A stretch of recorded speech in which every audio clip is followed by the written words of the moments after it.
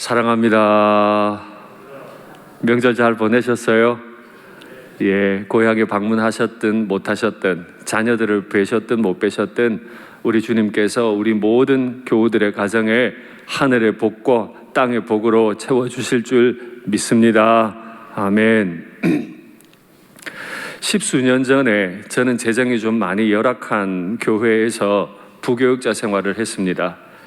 청년부실에 전자악기 하나 없어서 건반이 몇 개 빠진 피아노로 예배를 드려야 됐고, 빔 프로젝트 작은 거 하나 없어서 OHP 필름을 일일이 넘기면서 예배 드려야 했습니다. 부임해서 보니 마음이 안타까워서 하나님 앞에 기도했습니다. 하나님, 교회가 아무리 어려워도 예배 때는 하나님 앞에 예배 잘 드릴 수 있도록 이 모든 환경을 좀 만들어 달라고 기도했는데 한 2주쯤 지났을까요? 어떤 집사님께서 제게 오셔서 헌금을 하셨어요. 이건 교회 헌금 봉투에 넣어서 교회로 헌금하신 게 아니고 기도하시는데 갑자기 제 생각이 나면서 사역에 쓰세요 하고 봉투를 하나 주셨는데 열어보니까 100만 원짜리 수표 10장이 들어있었습니다. 십수년 전이면 제가 이제 막 목사 안수를 받았던 사람인데 그 어린 나이에 그 큰 돈을 받고 보니까 마음에 두려움도 생기고, 지금도 말하는데 막 벌렁벌렁거리네요. 두려움이 생기고 또 감사도 넘쳤습니다. 그래서 원래 생각하고 기도했던 대로 악기도 사고 또 빔 프로젝터도 사고 컴퓨터도 사고, 또 제 마음에 청년들이 책을 좀 많이 읽으면 좋겠다 싶어서 그 작은 청년부실에 서가를 좀 마련해 놓고 책도 많이 사야 했습니다. 이 모든 일들이 잘 이루어지던 중에 예전에는 인터넷으로 주문하지 않았었기 때문에 책을 사기 위해서 서울 시내 큰 서점에 갔죠.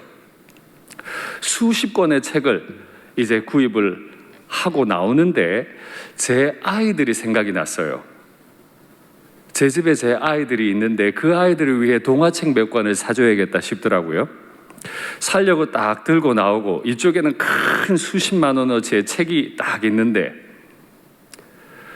결제를 해야 되는데 이 수십만 원의 책을 결제하면서 동화책 3-4권을 같이 결제하고 싶은 마음도 있더라고요.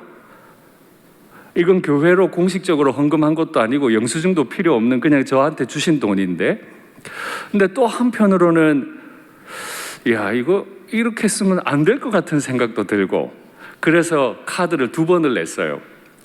이거 결제하는, 청년들을 위한 결제하는 거 따로 내고 또 3-4권을 위해 또 카드를 따로 내고, 그렇게 하고 돌아왔던 적이 있습니다. 여러분께 묻겠습니다. 카드 같이 결제해도 되는 건가요? 따로 결제해야 맞나요? 영수증도 필요 없어요. 교회로 입금된 공식적인 돈이 아니에요. 제가 돈을 그렇게 따로 결제를 하고 1,000만 원을 다 쓰고 이 사용이 정말 감사했기 때문에 그 헌금을 해주신 집사님께 좀 뵙자고 연락을 드리고 이러하게 1,000만 원을 다 썼습니다 하고 보고를 드렸더니, 보고도 필요 없거니와 그거 목사님 쓰라고 드린 돈인데 애들 좀 좋은 것도 사 먹이고 책도 좀 많이 사주지 그랬냐고. 그래 제 마음에, 그러면 진작 그렇게 말씀하셨으면 제가 마음이 좀 덜 힘들었을 텐데. 도둑질하는 건 아주 작은 데서 시작하죠. 스스로 경계를 자꾸 넘어가는 것이 우리의 인생을 허물지요. 제가 우리 교회 부임하기 직전에 제법 큰 교회 사역했습니다. 1년 재정이 100억이 훨씬 넘는 교회였죠. 교구 목사로 활동할 때 저한테 굉장히 탐나는 게 하나 있었는데, 교회 그림을 예쁘게 그려놓은 예배상입니다. 세가족으로 등록하는 모든 분들께 선물로 드리는 거죠. 교구 목사로서 하루에 일주일에 5명 이상의 세가족들을 신방해야 됐기 때문에 제 차 트렁크에는 그 예배상이 가득했었어요. 그런데 교회를 좋아하고 그 상이 너무 예쁘니까 저희 집에도 하나 갖다 놓고 싶은 거예요. 물어보니까 많이들 갖다 놓고 집에서 쓰더라고요. 그런데 제 마음에 하나 딱 걸리는 게 있었어요. 내가 과연 세가족이냐 아니냐. 새로 부임한 목사긴 한데 내가 새 가족이냐 아니냐. 그래 애매하니까 저희 팀장께 물었어요. 팀장 목사님께, 목사님 제가 이거 가져가도 될까요? 안 돼. 다른 목사님들 다 가져갔는데 제 팀장 목사님이 저한테 안 된다고 하니까 차마 못 가져가겠는 거예요. 그런데 신방하면서 남들은 주는데 제가 하나 못 가져가니 속은 너무 상하고 가져가고는 싶고, 사무실에 가서 이거 만드는데 얼마 들어요? 이랬더니 얼마 든다 그러더라고요. 조용히 돌아 나와서 예배상 2배의 헌금을 따로 무명으로 넣고 상을 집에 하나 가져간 적이 있습니다. 여러분께 묻겠습니다. 상 하나 가져가면 됩니까? 안 됩니까? 저는 새 가족입니까? 새 가족이 아닙니까? 참 애매해요. 그렇죠? 바로 이런 상황일 때 우리가 어떻게 결정하고 행동하느냐, 굉장히 중요한, 사실 굉장히 중요한 문제인 거죠. 오늘 제8계명 도둑질 하지 말라. 우리 교우들 가운데 누가 남의 집 담을 넘어서 물건을 훔치겠습니까? 아무도 그렇게 하지 않을 겁니다. 그럼에도 여전히 이 계명이 유효한 건 우리 앞에 유혹이 너무 많고, 또 이 도둑질 하지 말라 하는 계명이 단지 담을 넘어 물건을 훔치는 일에 관한 것이 아니기 때문입니다. 이 계명과 함께 구약 율법에 보면 이 도둑질 하지 말라고 하는 이 단어뿐만 아니라 이 행위들이 얼마나 다양하게 변형이 되어 있는지 모릅니다. 이 도둑질 하지 말라는 계명을 잘 설명하는 문장이 있는데 바로 창세기 31장 야곱에 관한 기사를 설명하는 겁니다. 한번 확인하시죠. 그때 라반이 양털을 깎으러 갔으므로 지금 야곱이 외삼촌에게 너무 속았어요. 그래서 이제 탈출을 꿈꾸고 있는 그때인데 마침 외삼촌이 집을 비우고 양털을 깎으러 멀리 간 거죠. 그때 라헬은, 야곱의 부인 라헬은 그의 아버지의 드라빔, 집을 지키는 가신 수호신상이죠. 수호신상을 도둑질했고, 남편인 야곱은 그 거취를, 자기가 이제 외삼촌 몰래 도망갈 거라고 하는 그 거취를 아람 사람 라반 외삼촌에게 말하지 아니하고 가만히 떠났더라. 도둑질하고와 말하지 아니하고라는 말을 제가 강조를 해뒀습니다. 구약 율법에서 도둑질한다는 말은 말하지 않는다는 뜻을 포함하고 있어요. 다양하게 번역을 했는데 steal, 도둑질하다라는 단어의 과거형을 사용했죠. stole. 그 다음에 deceive, 속이다라는 뜻입니다. 근데 맨 마지막 번역입니다. 새 예루살렘 성경의 번역은 굉장히 재밌게 해놨어요. had appropriated, 도용했다는 겁니다. 아무리 아버지 거라도 내가 가져가서 쓸 수 있는 게 아니라는 거죠. 그런데 가져갔다는 거예요. 부인만 그렇게 행동한 게 아니고 남편인 야곱, 사위는 어떻게 했냐 하면 had outwitted, 저기 outwit이라고 하는 말이 한 발 앞서다, 남들보다 먼저 나가다, 이런 뜻을 가지고 있습니다. 긍정적으로 쓰이면 어떤 일을 계획함에 있어 한 발 먼저 앞서가는 건 굉장히 중요하죠. 그러나 나를 위한 일을 할 때 이기적인 목적으로 남들보다 한 발 먼저 나가는 건 반칙입니다. 내려주시죠. 네.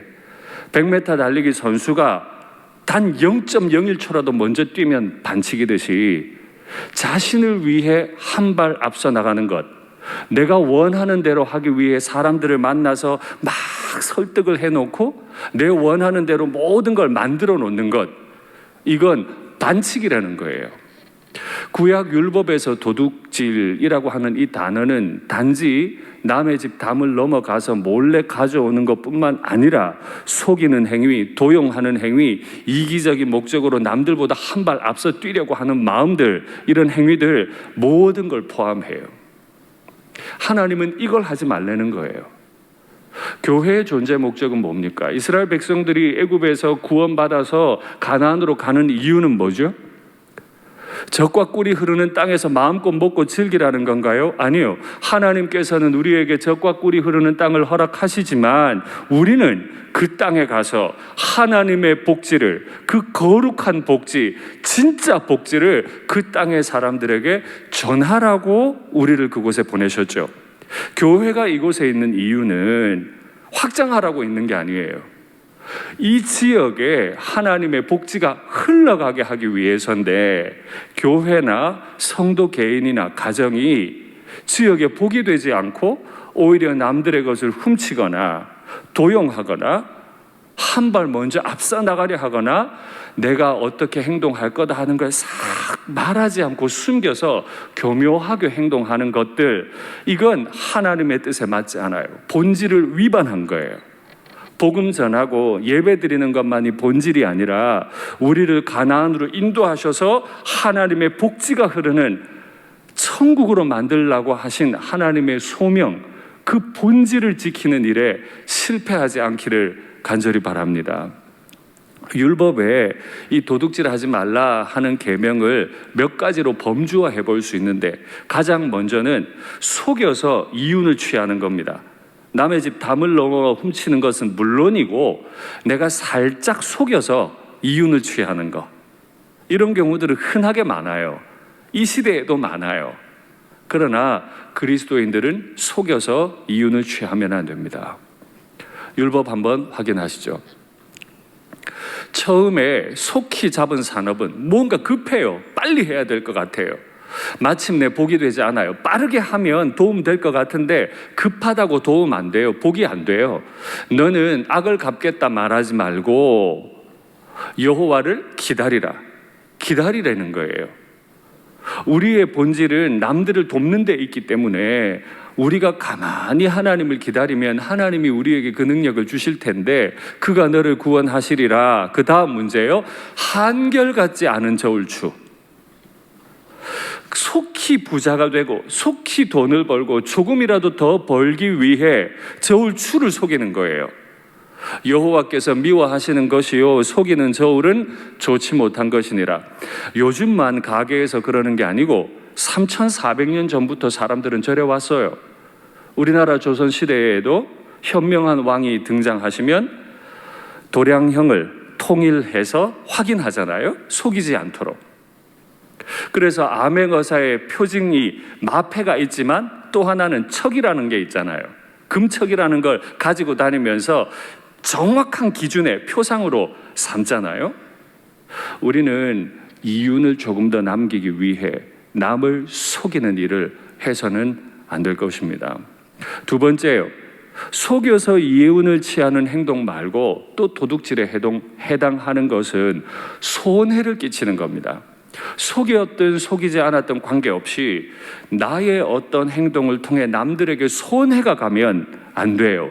그건 하나님의 복지를 흐르게 한 일이 순종하지 않았을 뿐 아니라 동시에 내가 하나님의 복지를 가로막은 사람이 되고 말기 때문입니다. 어떻게 손해에 관해 하나님이 설명하시는지 참 하나님이 우리 마음을 잘 아신다 싶어요. 확인하시죠. 사람이 구덩이를 열어두거나 구덩이를 파고 덮지 아니하므로, 예전에 우리 어른들 시골에 계시다 보면 구덩이 파실 일이 많았어요. 그죠? 뭐 퇴비를 모은다든지 물건을 쌓는다든지 구덩이 파는 일이 많았는데 그건 문제가 안 돼요. 그런데 구덩이를 열어두거나 덮지 않아서 남의 집 소나 나귀가 거기에 빠지면 그 구덩이 주인이 잘 보상해 줘야 한다. 짐승의 임자에게 반드시 거기에 해당하는 돈을 주고 죽은 건 쓸모가 없어졌으니까 돈으로 배상한 네가 가져가거라. 손해 끼치지 말라는 거죠. 그런데 저 율법 말고 진짜 재밌는 율법이 하나 더 있어요. 야, 이게 3,400년 전 율법이야? 라고 할 만큼 진짜 현대적인 율법이 하나 있는데 한번 확인하시죠. 네가 새 집을 지을 때 지붕에 난간을 만들어 사람이 떨어지지 않게 하라. 그 피가 내 집에 돌아갈까 하노라. 하나님이요, 사람이 새 집 짓는 그 흥분되고 좋은 일을 할 때 지붕에 난간 안 만들면 그거 위법이라는 거예요.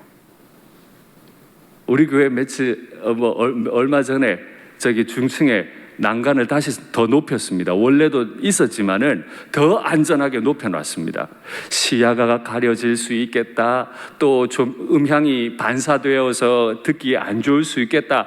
많은 말들이 있을 수 있으나 어린 아이들이 저기 매달려서 이렇게 내다보는 거 보면 하나님의 법부터 생각나요. 난간 설치 안에서 떨어져서 피를 흘리게 되면 그 피는 그 집 주인에게 돌아갈 거다. 3,400년 전에 2층밖에 안 되는 그곳에 하나님은 난간이라도 설치해서 이웃에게 손에 끼치지 마라. 제가 저 법을 생각하면서 인터넷에 들어가서 대한민국 건축법 뭐 이런 식으로 한번 또 검색을 해봤어요. 어떻게 되어 있나? 한번 확인하시죠. 건축법 시행령 제40조 1항 옥상 광장 또는 2층 이상인 층에 있는 노대나 그 밖에 이와 비슷한 것의 주위에는 높이 1.2m 이상의 난간을 설치하여야 한다. 여러분, 이 시대에 완전히 현대화되어 있는 이 시대뿐만 아니라 우리는 전혀 상상도 안 되는 3,400년 전부터 하나님은 남들이 다칠까 주의해서, 극도로 주의해서 결코 손해를 끼치지 말라고 말씀하시죠. 제가 예전에 이 어려움을 당한 적이 있습니다. 저희 청년들을 데리고 경남 산청, 우리나라에서 물이 가장 맑다는 곳, 물이 가장 맑다는 곳이 어떤 뜻인지 아시죠? 사람이 가장 없고 가장 외진 곳, 그곳에 수련회를 하러 데리고 갔는데 그 지역을 돕는 수련회였습니다. 농사를 돕는 수련회였는데 첫날 밤에 호기심 많은 청년들이 산책을 하다 그만 청년 하나가 배수로에 떨어져서 크게 다쳤습니다. 척추뼈 골절이 됐어요. 그래서 이 하반신 장애를 입을지 모른다는 병원의 진단까지 받았습니다. 근데 문제는 뭐였냐면 그 깜깜한 곳에 그 깊은 배수로 사람들이 드나들지 못하도록 떨어지지 않도록 난간이 하나 없었던 거예요. 그러니 그 동네를 처음 갔고 밤늦게 산책하던 청년 하나가 그만 떨어져서 큰 골절을 입었던 거죠. 여러분 기억하셔야 합니다. 내가 직접적인 위해를 가하지 않았더라도 우리가 여기 있음으로 인해 남들이 안전하냐 안전하지 않냐 깊이 고민하는 것이 8계명에 순종하는 길이에요. 우리 일상교회가 여기 있으면 이웃들이 손해보면 안 돼요. 일상교회 교우들이 예배를 드린다고 이 지역의 교통에 대란을 일으키면 안 돼요. 어떻게 하든 우리가 여기서 예배 드리는 것이 이웃들에게 방해가 되지 않도록 우리는 최선을 다해야 해요. 재정을 많이 쓰더라도 우리의 권리가 타인에게 손해 혹은 위해가 되지 않도록 교회는 최선을 다해야 합니다. 지금 아파트 생활을 하면서 아래 위층에 층간 소음이 많이 문제가 되는데 저희 집만 하더라도 대문 앞에 교회가 하나 붙어 있습니다. 일산교회. 더구나 저는 목사인데 저희 라인에 저희 집이 일산교회 담임 목사 사택이라는 걸 모르는 분이 거의 없는 것 같아요. 처음 이사 갔는데도 아이고 일산교회 담임 목사님이신가 보죠? 그래요? 그래서 아이고 어떻게 하셨어요? 아유 다 알지요. 두려운 세상입니다. 제가 13층에 있으면 12층은 저 때문에 손해를 보면 안 돼요. 저 때문에 잠 못 자면 안 돼요. 까치발을 하고 다니고 어떤 장치를 해서라도 나 때문에 이웃이 손해를 보는 일이 있으면 안 돼요. 민원이 일어나게 하면 안 돼요. 어쩔 수 없이 민원이 일어났다면 그 문제를 최1번 사항으로 삼고 반드시 교회는 또 성도 개인은 이 문제를 해결해야만 하죠. 2018년에 제가 처음 부임했을 때 월드컵 때문에 온 나라가 새벽에 잠을 안 잤던 때가 있었습니다. 기억하실 겁니다. 우리는 새벽 기도 나와야 될 시간에 한여름에 이웃 주민들은 월드컵보다 새벽에 잠드셔야 돼요. 에어컨 실외기가 바깥에서 물을 막 내리는데 이 소리가 크니까 잠을 못 자겠다고 민원이 왔어요. 많은 말 할 수 있습니다. 여태도 괜찮았는데 뭐가 문제냐? 그 정도는 서로 이웃끼리 배려해야 되는 것 아니냐? 아니요. 장로님들과 의논하고 바로 실외기를 중단시켰어요. 에어컨을 못 쓴다는 얘기입니다. 한여름에 에어컨 못 썼더니 새벽 5시에 이 본당 온도가 30도를 넘어가고 습도가 80도를 넘어가요. 옷이 다 젖으며 새벽 기도를 했죠. 우리가 있음으로 인해, 우리가 우리의 권리를 주장함으로 인해 남들에게 손해가 가는 일을 해서는 안 되는 줄 압니다. 재직회 때 보고드린 것처럼 3월부터 시작되는 공사에는 실외기 교체 사업도 함께 들어갑니다. 돈이 많이 듭니다. 그러나 그건 본질이에요. 교회가 복음을 전할 뿐 아니라 복음에 맞게 행동하는 것, 그건 우리가 지켜가야 할, 마땅히 해야 할 우리의 본질적인 사역인 줄 믿습니다. 남에게 속여서 이윤을 취하는 것도 안 되고 남에게 손해를 끼치는 것도 안 되지만은 또 조금 더 적극적으로 이해하면 하나님이 주신 복지를 열심히 풍성하게 흘려보내야 하고, 복지를 받는 사람은 그 복지가 당연한 게 아니라 여기고 감사히 여기고 탐욕하면 안 된다는 성경 구절이 있습니다. 이것도 참 재미있는데 한번 확인하시죠. 내 이웃의 포도원에 들어갈 때는 주로 고아, 과부, 나그네, 가난한 사람들이 남의 집 포도원에 들어가요. 마음대로 그 포도를 배불리 먹어도 되느니라. 가난한 네가 남의 집 포도원에 들어가서 마음껏 따먹어. 지금 이 시대 대한민국에서 이러면 큰일 납니다. 그러나 3,400년 전 저 땅은 다 하나님을 믿는 백성들의 땅이기 때문에 가난한 사람은 얼마든 남의 집 포도원에 들어가 배불리 먹어도 돼요. 그런데 그릇에 담지는 말 것이요. 그 자리에서 배불리 먹어도 되는데 가져오기 위해 그릇 들고 들어가지 마라.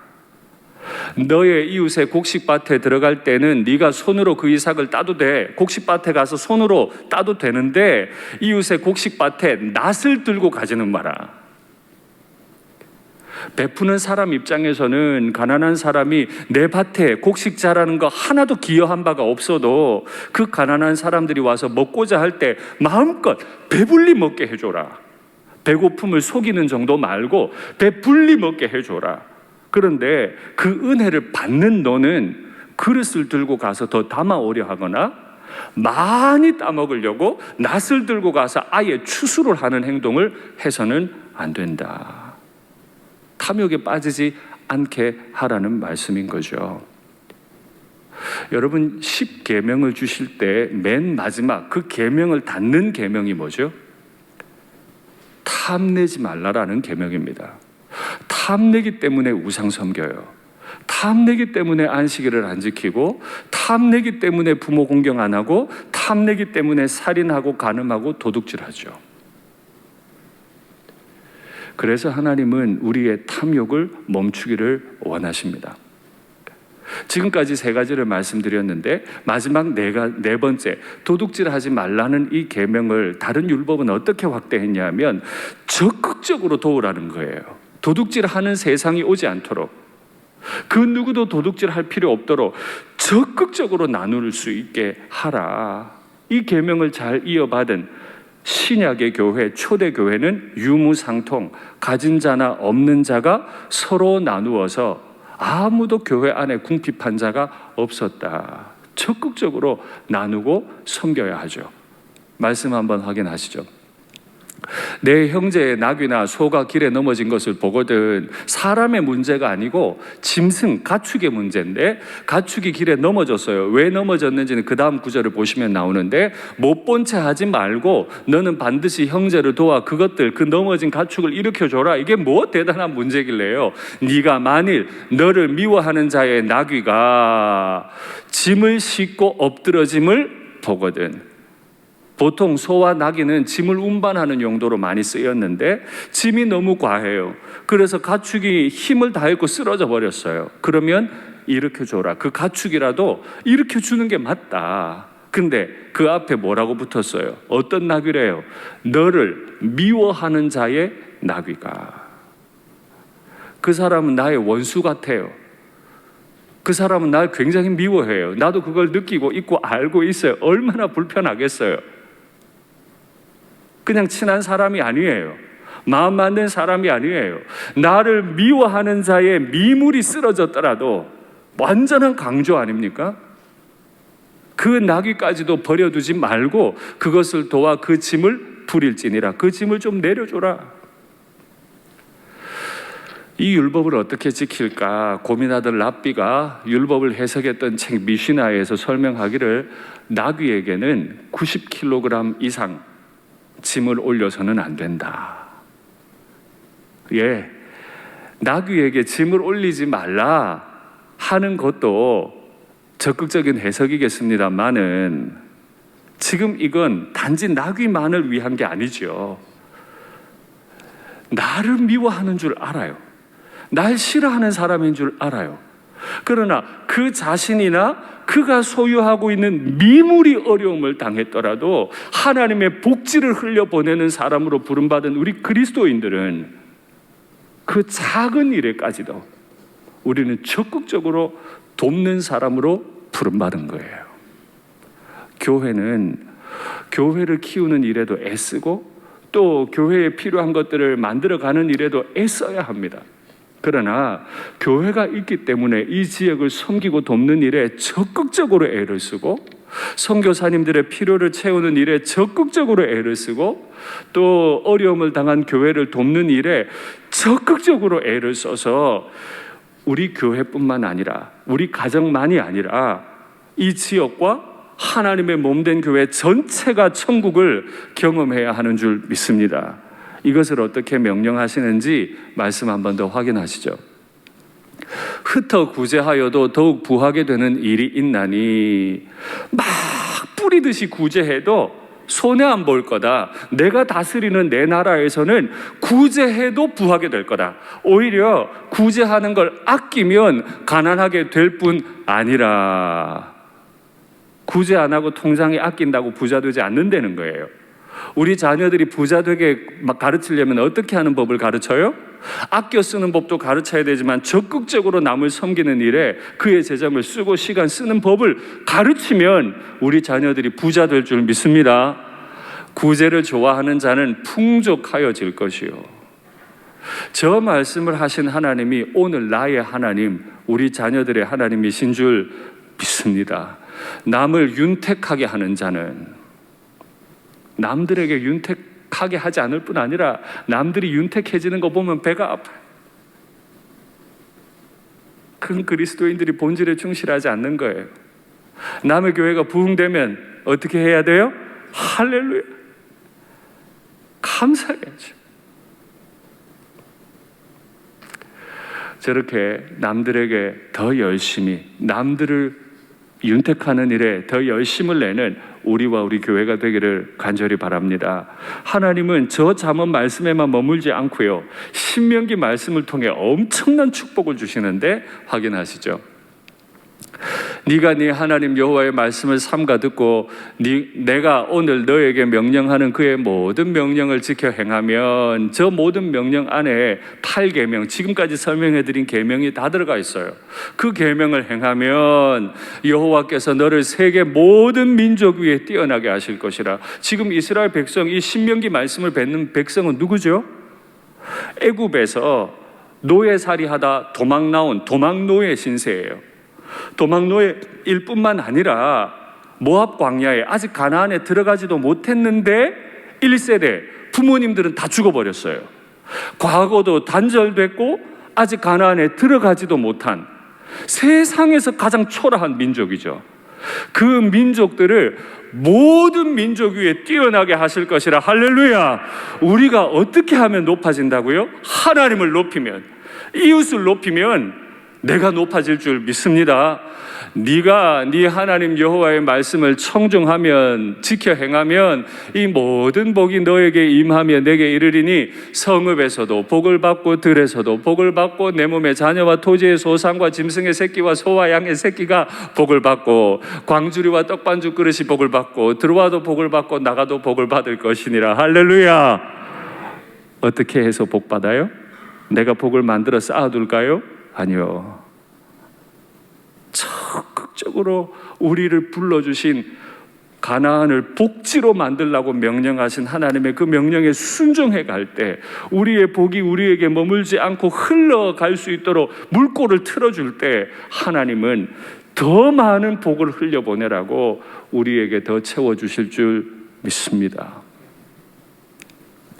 제가 언젠가 소개해드린 존경하는 목사님 한 분이 계신데, 그 목사님은 원래 미국에서 건축 사업을 크게 하셨던 분이에요. 특별히 주차장 공사로는 미국에서 1등으로 많이 하는 분이신데, 이분이 후에 예수님을 믿고 목사님이 되셨어요. 그런데 미국에서 사업을 하실 때 이런 일이 한 번 있었습니다.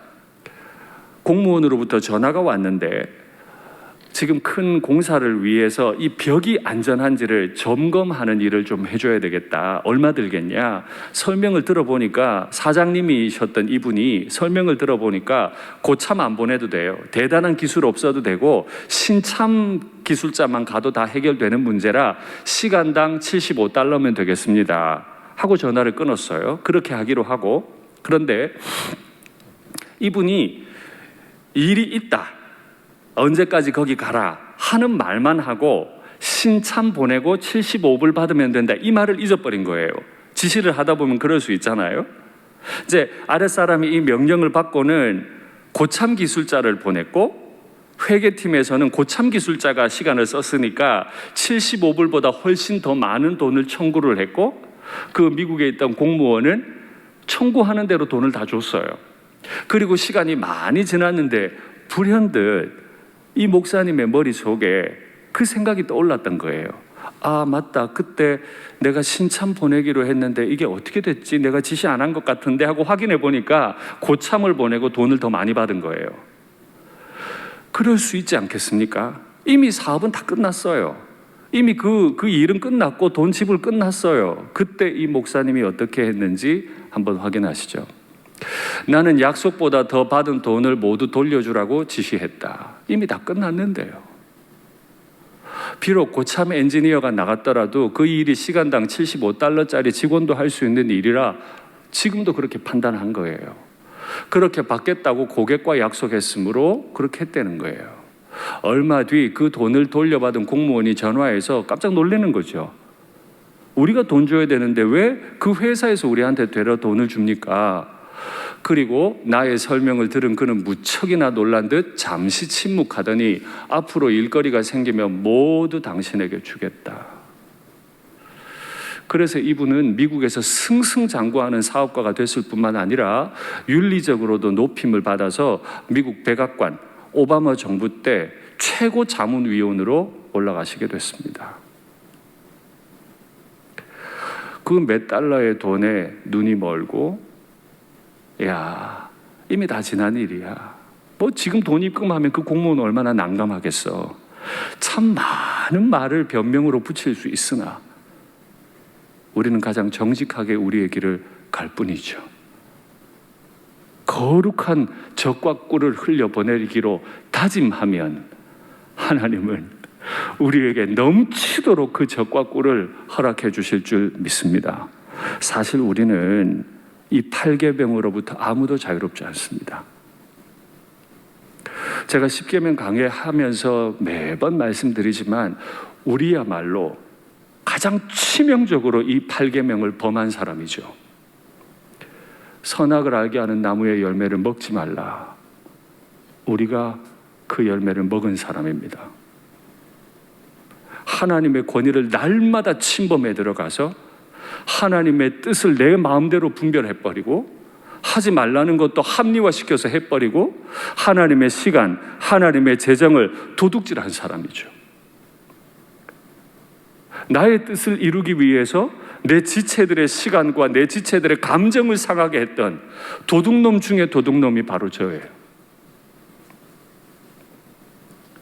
이런 도둑놈을 위해 우리 하나님 아버지는 그 아들의 피를 빼앗아서 우리에게 주셨죠. 그러니 우리 중에 그 누구도 이 8계명으로부터 자유롭지 않아요. 말씀을 맺겠습니다. 속여서 이윤을 취하지도 마시고, 남들에게 재정적으로, 시간적으로, 감정적으로 아프게 손해를 끼치지도 마시고, 더 풍성하게 복지를 적극적으로 흘려보내셔서, 이야, 저 사람 때문에 우리 가정이 행복하다. 이야, 저 교회 때문에 우리 동네가 좋아. 그렇게 하나님의 복지를 흘려보내는 우리 모두가 되기를 간절히 바랍니다. 찬송하겠습니다. 하나님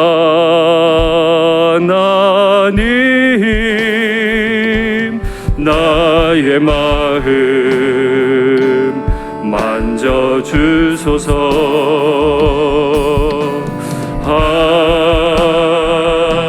하나님 나의 영혼 새롭게 하소서. 신실하게 진실하게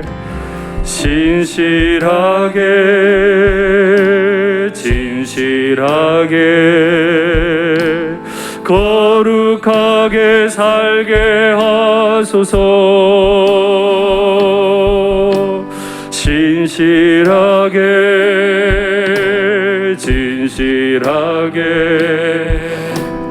거룩하게 살게 하소서. 하나님 나의 마음 하나님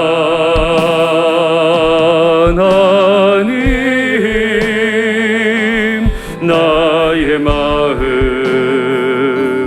만져주소서. 하나님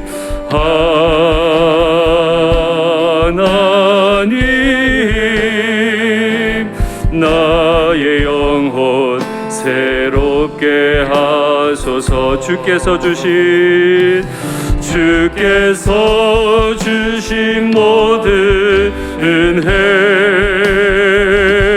나는 말할 수 없네. 내 영혼 즐거이 주 따르렵니다. 주께 내 삶 다시 고백할까요? 주께서 주신 모든 은혜, 주께서 주신 나 같은 사람을 애굽의 노예살이에서 해방시켜 주신 나의 하나님, 나 같은 사람을 하나님의 적과 꿀이 흐를 수 있는 통로로 불러주신 나의 하나님을 기억하면 좋겠습니다. 나 같은 사람을 위해 그 아들의 피를 빼앗아 내게 주신 나의 하나님의 사랑을 기억하기 원합니다. 우리 십자가 기억하며 다시 고백할까요? 주께서 주신 모든 은혜 나는 말할 수 없네. 내 영혼 즐거이 주 따르렵니다. 주께 내 삶 드립니다. 우리가 입으로 부른 찬송을 눈을 감고 귀로 듣겠습니다. 우리는 가나안을 정복해야 하는 사람입니다. 가나안에 정복당하면 안 됩니다. 땅만 차지하는 것이 아니라 그 땅의 주인이 하나님이심을 드러내고 그 우상의 문화가 지배하고 있는 곳에 하나님의 거룩한 젖과 꿀이 흐르도록 부름받은 사람이죠. 그러니 우리가 할 일은 진실하게 거룩하게 살면 됩니다. 전능하신 분께서 당신의 능력을 우리를 통해 드러내시겠죠. 즐거이 자원하는 마음으로 이 거룩한 부르심에 함께 하시면 좋겠습니다. 이제 화면의 기도의 제목을 받겠습니다. 하나님에 대한 태도만큼이나 우리가 하나님을 얼마나 끔찍하게 높여요? 얼마나 하나님 교회 얘기 많이 해요? 그런데 그 말에 진정성이 있습니까? 진짜입니까? 선악을 알게 하는 나무 열매를 따먹은 난데 진짜 하나님의 앞에 태도 반듯합니까? 가족, 교회의 지체들, 우리의 이웃들, 직장의 동료들 태도 반듯하십니까? 가족, 지체, 이웃, 동료들에게는 태도가 반듯하지 않으면서 하나님에 대한 태도가 반듯하다고 말할 수 있습니까? 가족, 지체, 이웃, 동료들에게는 손해를 재정적으로, 정서적, 감정적으로 많은 손해를 끼치면서 하나님께 영광 돌린다고 말할 수 있습니까? 오히려 복되게 하는 일에 적극적으로 쓰임받게 해 주시옵소서. 취업, 재취업, 경제적 고통 가운데 계신 분들 요즘 많으세요. 그분들이 가나안 같은 풍성한 곳으로 인도받게 해달라고, 기적의 증인이 되게 해달라고 위에서 기도해 주시고 말씀하셨죠. 나를 미워하는 사람의 그 미물까지도 도우라고 하시는데, 우리의 지체들이 풍성해지게 해달라고 정말 마음 다해 기도하면 좋겠습니다. 코로나를 속히 멈추어 주시고 가정생활, 교회생활이 이제는 좀 평안하게 이루어지는 때가 오게 해달라고 주님 이름 부르고 같이 기도하겠습니다. 주여,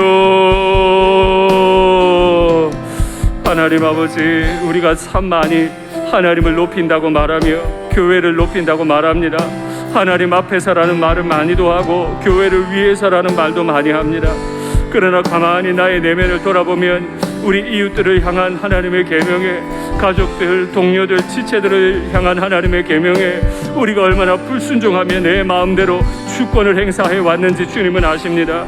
내가 선악을 알게 하는 나무의 열매를 따먹은 도둑놈 중에 도둑놈임을 주님 고백합니다. 이제라도 이 죄를 멈추게 하여 주시옵소서. 이제 하나님에 대한 태도를 반듯하게 하게 하시고 나의 이웃들, 나의 지체들에 대한 태도를 반듯하게 할 수 있도록 아버지 우리를 도와주시기를 간절히 원합니다. 남을 누르며 내가 앞서기 위해 남들보다 한 발짝 더 빨리 나가는 일들도 멈추게 하여 주시고, 내 자취를 감추어 버리는 일도 멈추게 하여 주시고, 정직하게 거룩하게 신실하게만 하나님의 길을 걸어갈 수 있도록 우리를 도와주시옵소서. 그렇게 행하는 저희들에게 복 주시는 하나님을 넘치고 흐르고 넘치도록 우리에게 주시는 그 복을 경험할 수 있도록 아버지 도와주시옵소서. 주님, 지금 이 어려운 때에 취업이나 재취업을, 창업을 준비하는 분들이 계십니다. 경제적 고통 가운데 빠진 분들도 계십니다. 우리 살아가는 청년들과 믿음의 가장들을 주여 온전하게 붙잡아 주시옵소서. 가나안에 정복당하는 인생이 아니라 가나안을 정복하며 가나안을 섬기며 가나안에 참된 거룩한 젖과 꿀을 흐르게 하는 믿음의 사람들이 다 될 수 있도록 아버지 우리를 도와주시옵소서. 우리가 기적의 증인으로 쓰임받을 수 있도록, 내가 하나님 앞에 거룩하게 신실하게 행동했더니 역사하시는 하나님의 역사가 우리 가정에, 우리 교회에 어떻게 임했다는 것을 고백할 수 있도록 아버지 우리에게 복을 더하여 주시옵소서. 주님, 여전히 코로나가 있습니다. 왜 이렇게 코로나가 길어지는지 저희는 알지 못합니다. 주여, 이제는 속히 멈추어 주시고 이제 우리의 일반적인 생활이, 우리의 예배가 온전히 회복될 수 있도록 주님 우리를 도와주시옵소서. 너무 지치고 힘이 드니 우리를 도와주시옵소서. 사랑의 하나님 아버지, 절대 내가 짓지 않은 죄 같은데 가만히 돌아보니 내가 하나님의 선악을 알게 하는 나무 열매를 따먹은 죄인이요, 내가 좋아하는 사람에게만 복되게 행동했던 죄인이요, 하나님의 말씀을 따라 참된 젖과 꿀이 흐르게 하는 그 소명에 순종하지 않았던 죄인임을 고백합니다. 내 기준, 내 생각들 때문에 형제들을, 지체들을, 동료들을, 이웃들을 얼마나 아프게 했는지 모릅니다. 주여, 우리를 용서하여 주시옵소서. 이제 우리를 젖과 꿀을 흘려보내라고 부르신 그 부르심에 순종할 수 있도록 다스려 주시고 훈련시켜 주시고, 우리를 통해 우리의 가정이, 이웃이, 이 열방이 천국을 경험할 수 있도록 은혜 베풀어 주시옵소서. 주 예수님 이름으로 기도하옵나이다. 아멘.